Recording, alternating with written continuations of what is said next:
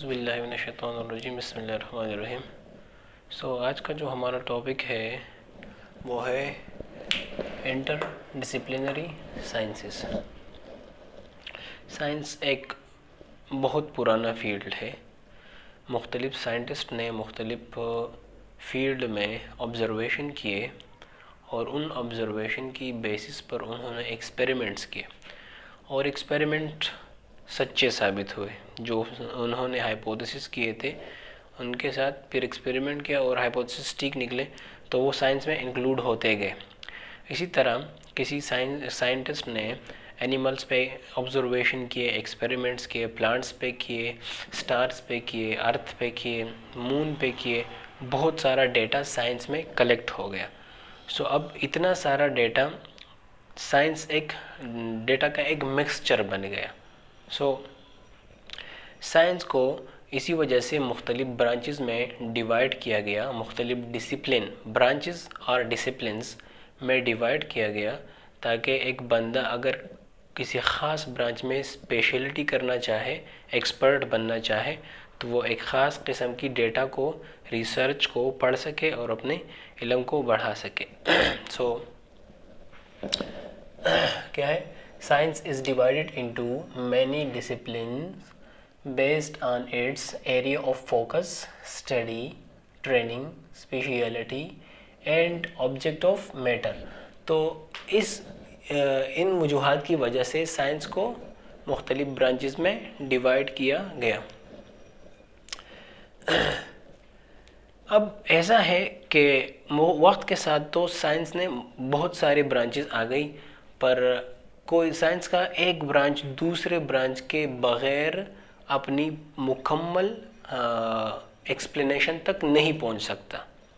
अगर कोई किसी ख़ास ब्रांच को पढ़ना चाहता है तो उसी ब्रांच की मुकम्मल एक्सप्लेनेशन के लिए दूसरी ब्रांच की हेल्प लेता है। तो to understand the concept of one discipline using the principle and techniques of other discipline is called interdisciplinary sciences. अब अगर कोई बॉटनिस्ट है फॉर एग्जांपल, और वो बॉटनी पढ़ता है, जब वो फोटोसिंथेसिस पर पहुंच जाता है तो फोटोसिंथेसिस में क्या क्या चीज़ें चाहिए? एक तो चाहिए कि एक एलाइव प्लांट हो, जिंदा पौधा हो, उसके बाद चाहिए कार्बन डाइऑक्साइड हो, उसके बाद चाहिए कि लाइट हो, लाइट के बिना वो नहीं हो सकता फोटोसिंथेसिस। अब बॉटनिस्ट तो प्लांट को जानता है, क्लोरोफिल को जानता है, लीफ को जानता है, लेकिन जो नॉन लिविंग थिंग है, जो जैसे कि फॉर एग्जांपल लाइट है या कार्बन डाइऑक्साइड है, तो इसके साथ उसकी स्टडी का कोई रिलेशन नहीं है। तो अपने फिनोमेना को कंप्लीट अंडरस्टैंड करने के लिए वो एक फिजिसिस्ट की मदद लेता है, जो उसको लाइट की ऑब्जर्प्शन के बारे में और लाइट की रोल के बारे में बता सके कि लाइट क्या काम कर सकता है फोटोसिंथेसिस के प्रोसेस में।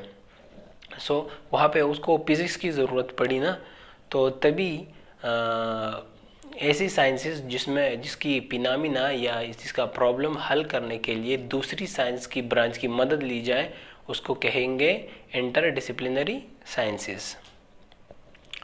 Inter disciplinary sciences. अब बायोलॉजी का किसी अदर ब्रांच के साथ जो ताल्लुक़ होता है तो उसको हम पढ़ेंगे इंटर डिसिप्लिनरी साइंसेस में।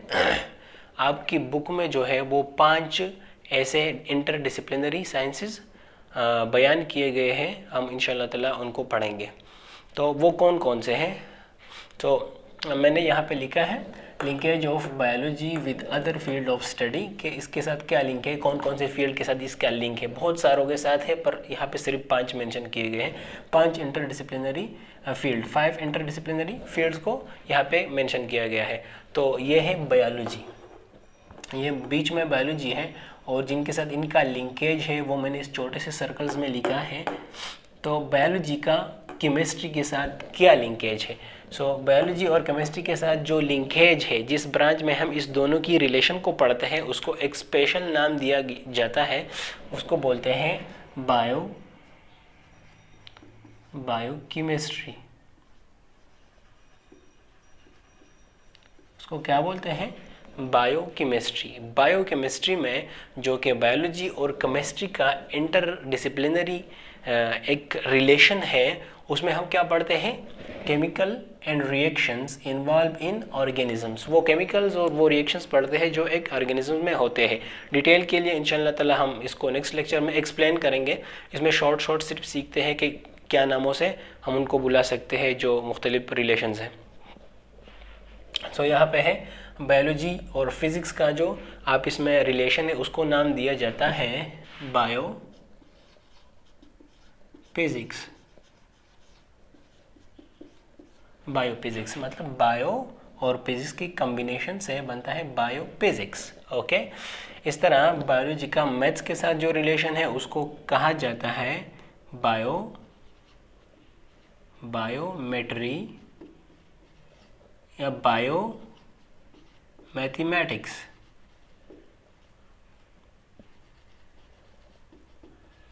या बायो मैथमेटिक्स। इस तरह के हम रिसर्च डेटा को मैथ्स के ज़रिए हल कर सकते हैं, वो बायोलॉजी का डेटा होता है। इस तरह बायोलॉजी का जियोग्राफी के साथ रिलेशन है, उसको कहते हैं बायोजियोग्राफी।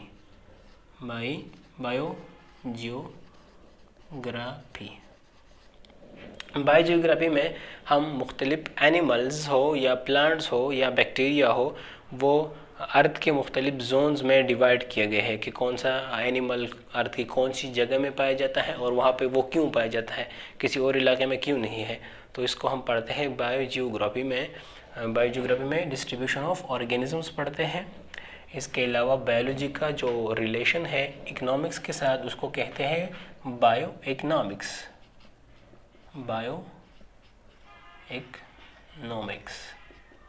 इसको क्या कहते हैं? Bio economics. बायो इकोनॉमिक्स में हम पैसों की बात करते हैं, कॉस्ट की बात करते हैं, प्रॉफिट और लॉस की बात करते हैं। ओके, सो इस पे इंशाअल्लाह ताला एक्सप्लेनेटरी वीडियो हम बनाएंगे। इसके अगला लेक्चर इसकी एक्सप्लेनेशन पे होगा इंशाअल्लाह ताला। Thank you. तो हमारा जो नेक्स्ट टॉपिक है इंटरडिसिप्लिनरी साइंसेस का, वो है biophysics. So what is biophysics? It is the study of biological phenomena and problems using the techniques and principle of physics. ये क्या है?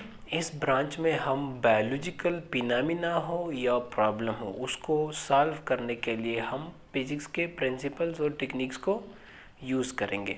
For example biological phenomena. So let's say I'll take the example of biological phenomena.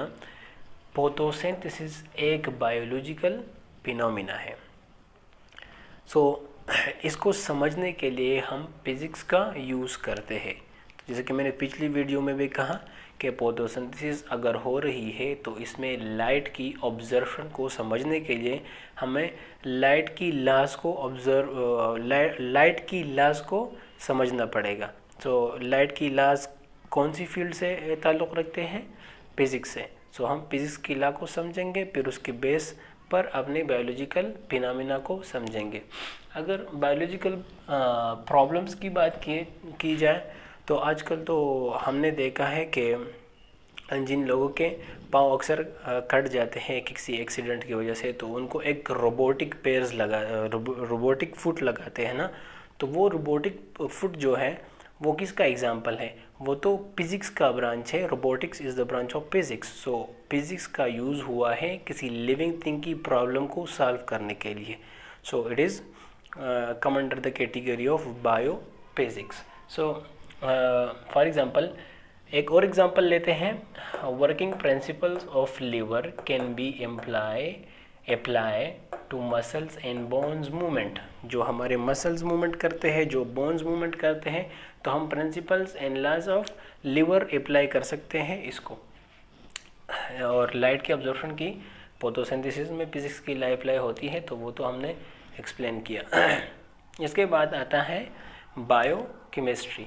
So what is biochemistry? It is the study of metabolic reactions and chemical involve in these reactions.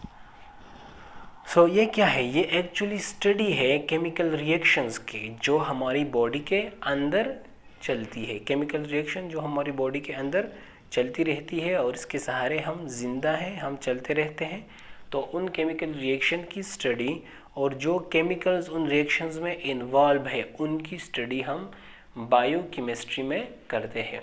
Metabolic reactions क्या हो सकते हैं, तो metabolic reactions respiration हो सकता है, photosynthesis हो सकता है, और केमिकल्स इसमें कौन से इन्वॉल्व हो सकते हैं, तो रिस्पायरेशन में भी इन्वॉल्व है oxygen, glucose, proteins, amino acids और कार्बोहाइड्रेट, इन सब में इन्वॉल्व रहता है। तो बायोकेमिस्ट्री में हम इन चीज़ों को पढ़ते हैं जो ये मैंने लिखे हैं, protein, amino acid, carbohydrates, lipids वगैरह हम इसमें पढ़ते हैं।